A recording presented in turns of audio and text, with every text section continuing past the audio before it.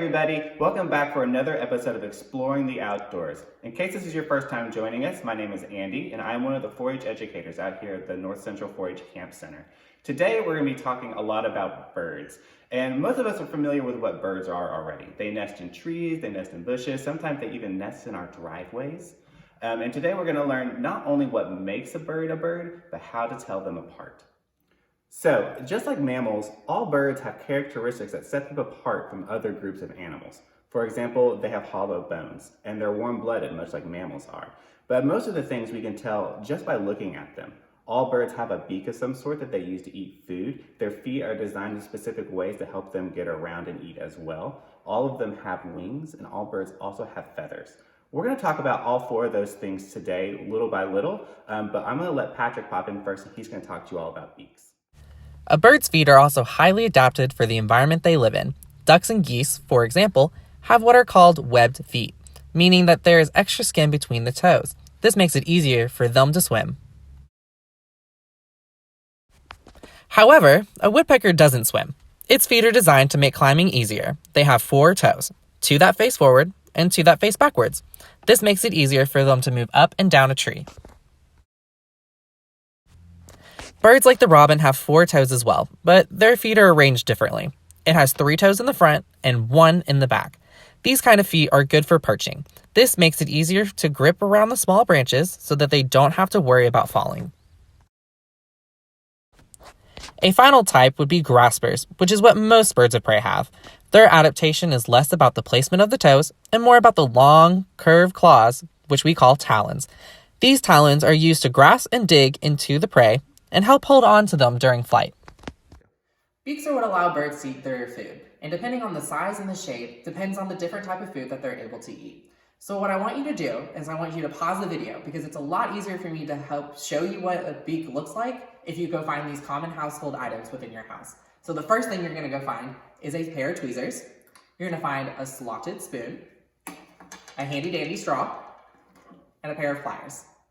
Alright, so all of these different items are going to represent different types of beaks. And the first one we're going to start with is a straw. Now a straw is very long and thin and is really good at sucking up liquids. So just like we put a straw into a cup to drink our Coke or our milkshakes, so do birds. And a specific type of bird that is commonly found in Kentucky is the hummingbird, which they use to suck up the nectar out of the flower. So tweezers, just like the straw, are long and thin. But the straw, which sucks up liquids, these are better for picking out solid foods.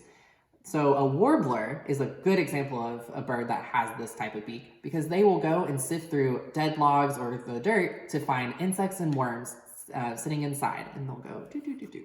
Pliers are short and wide, and unlike the tweezers, aren't able to get into those small, narrow spaces. Instead, they're good at cracking and breaking down different types of things. Birds will use these types of beaks to find seeds. Birds that do this really well are finches, sparrows, and cardinals. The slotted spoon is really good for dipping into the water, but letting the water drain out. They're nice and wide, so they're able to dip into the water, let all the water drain out, and everything that's inside is able to stay. Birds that use this really well are the ducks. There are other types of beaks, but these are the 4 main common ones here in Kentucky. Alright, now let's talk about wings. A bird's wing actually isn't very different from a human's arm. It has a shoulder, and then it has an upper arm which connects to an elbow, and then a forearm. You can't really tell because it's covered in feathers though. Now, this entire section right here on a bird is what we would call the inner wing. It's what a bird uses to help stabilize it or make it fly smoothly, especially for birds that are gliding. Then, farther past that, we have what's called the hand section. They have a long bony thumb, and then they have 2 long finger-like bones as well. The rest of it's going to be covered in feathers, and those feathers are going to be able to spread out just like this. And what it's going to use the hand section for is to help it fly and get flapping motion. That way it can get that lift to go up into the air. Right, so that's the basics of a wing. But just like beaks and feet, wings vary across different kinds of species as well. For example, I want you to think of a buzzard or a turkey vulture, or a hawk even. These are birds that like to glide.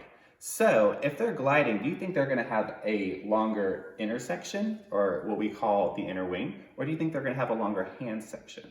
If you said that they're going to have a longer inner wing, you'd be right, because that needs to be longer for them to glide. Now let's think of something smaller, like a cardinal or a crow. they're going to do a lot more flapping and taking off quickly. Therefore, they're going to have a larger hand section than they would an inner wing. Then, even beyond the different shapes of their wings, different birds will flap their wings at different speeds as well.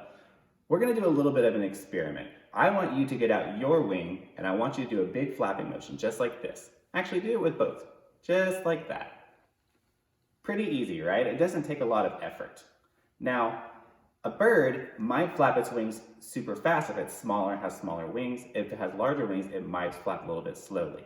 I want to see how fast your wings can flap. So in a second, you're going to pause this video, set a timer for 10 seconds, and I want you to flap your wings as many times as you can in that 10-second period. Get back and then we'll figure out what kind of bird you would flap like.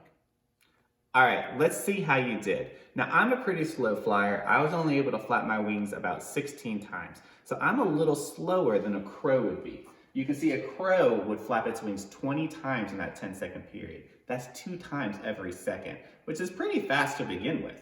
However, lots of other birds are a lot faster as well. A pigeon, for example, would flap its wings 30 times every 10 seconds. That's 3 times a second. And then some are incredibly fast. Like the hummingbird, every 10 seconds, it flaps its wings 700 times. That's insane. That's also why it's hard for you to see their wings when they're flapping, because they're moving so quick, the human eye can't see it. All right, now that we've talked about the wings, let's talk about a bird's feathers. And before we begin, I want to make something very clear. Please, when you are out wandering around in the outside world, going to the park, on a hiking trail, even just in your backyard, don't bring home feathers. It is actually illegal for anyone to own or possess feathers or other bird parts if they aren't a native game species. So that means we can use feathers like these, which come from a turkey or from a duck, for example, but we can't own feathers from birds of prey, like a hawk or an owl, or from songbirds, such as a cardinal or a blue jay. But now that we've got that out of the way, there is something else we can talk about, and that is the many different uses birds have for feathers. Yes, they do use them to fly, but they use them for other things as well. One of the common ones is to help keep the bird warm. If you've ever been outside, especially in the late fall or the early spring, sometimes you'll notice the birds fluff up their feathers and makes them look really fat and stuff. That is what they're doing, is they're using their feathers to trap warm air inside. That way they can keep themselves warmer for longer. Birds also use them for camouflage. You'll notice lots of feathers are a dark brown color or a black or even a white color. Weirdly though, just on the flip side, sometimes they use them to help make them more noticeable, especially when they're attracting mates. You'll notice the male cardinal, for example, is red, whereas the female is brown. That's so that the females can find him and then they can reproduce. All right, but back to flying. Birds actually have different kinds of feathers that help them fly in different ways. Today we're going to look at 3 different kinds: wing feathers, tail feathers, and contour feathers. Wing feathers like these are what you're most likely to find. You notice they aren't very symmetrical. One side is shallower than the other side is. You'll also notice that the midvein right here is curved. It's not super straight. And lastly, you'll notice that the feathers are very tightly stuck together, except for these spots that I've already broken them. All these things help the bird get lift, so it's able to fly a lot easier, and it's going to be able to get off the ground quicker. Tail feathers, like these, on the other hand, are more for steering and changing direction in flight. Notice that these feathers are much more symmetrical. They're pretty even on both sides. And you'll also notice that that midvein is a lot less curved. This one's a great example of how you can see that. Now these belong to a turkey, and in case you forgot, sometimes birds use their feathers to attract mates, to look more large and threatening, and things along those lines. That is why these guys have that particular pattern that pops up here on the end. Lastly, we have these really little teeny tiny fluffy feathers. These are what we call contour feathers, and they're actually what's going to cover the most of the bird's body. This is what gives them their shape, and it makes them more aerodynamic, which means that they can fly without using too much energy. You'll notice that they're a lot looser and fluffier than the other ones, and that's to help them trap air.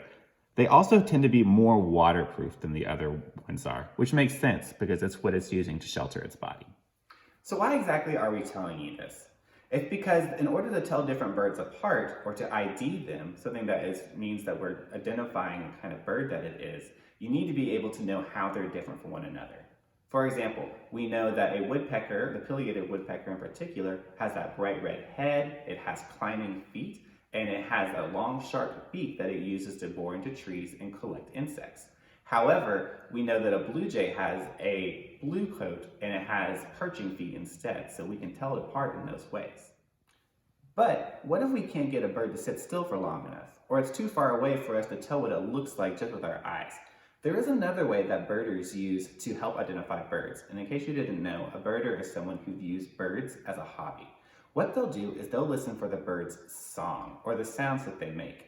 Every bird has a unique individualized call that goes along with its species. That way they can figure out what other types of their species are there. So a robin will make one particular call that other robins will be able to recognize, and then they'll come together. What we're going to do is we're going to show you 4 or 5 different common birds in Kentucky and what their calls sound like. Let's see if you can figure out if they live around your neighborhood.